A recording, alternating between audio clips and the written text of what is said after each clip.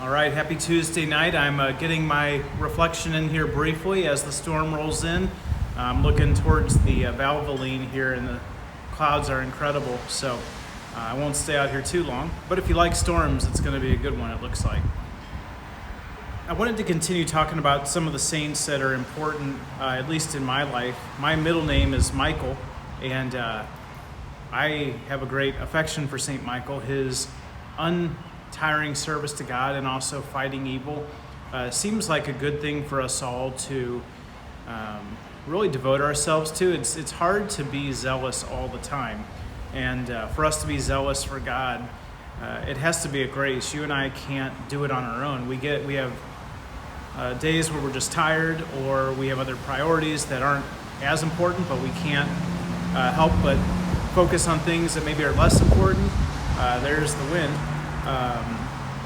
But St. Michael, because of his goodness and his gift from God, his sole mission is to fight evil and to point people to the goodness and majesty of God. And his name itself, Michael, means who is like God. And it's a rhetorical question. It's not asking, hey, is there another person like God? St. Michael, his very name reminds us that there is no one like God. And we should always give him our complete loyalty.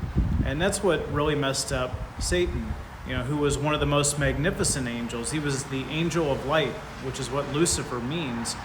And he got so in love with himself that he wanted to be God instead of serving God.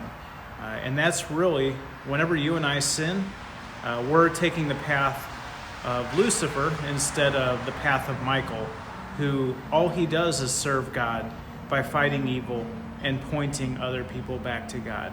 So I'm very grateful that my parents gave me that name.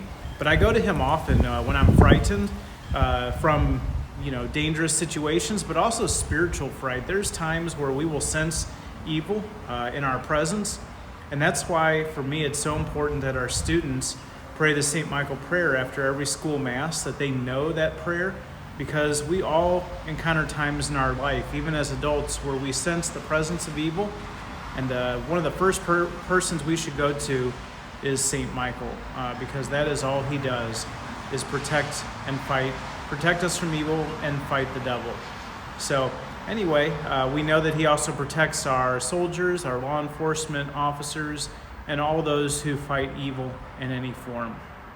So if you haven't made it part of your prayer, maybe during this time of pandemic, if you don't already know the St. Michael prayer, start praying it each day. And it doesn't take long before you will have it memorized. And you can pray it along with us after our daily masses. One last thing about the St. Michael prayer that I think is kind of funny. You see it even here at the rectory.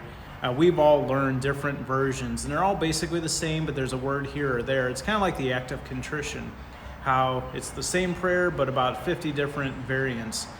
But God and St. Michael don't care. So whatever version you know, say it in your home, say it every day, and certainly when you're frightened or sense the presence of evil, go to Jesus and go to St. Michael. So St. Michael, pray for us, keep us safe, and protect all those who fight evil in our country and in our world. Hope you have a good rest of your evening. Look forward to sharing with you again tomorrow, and stay safe, stay dry. God bless you.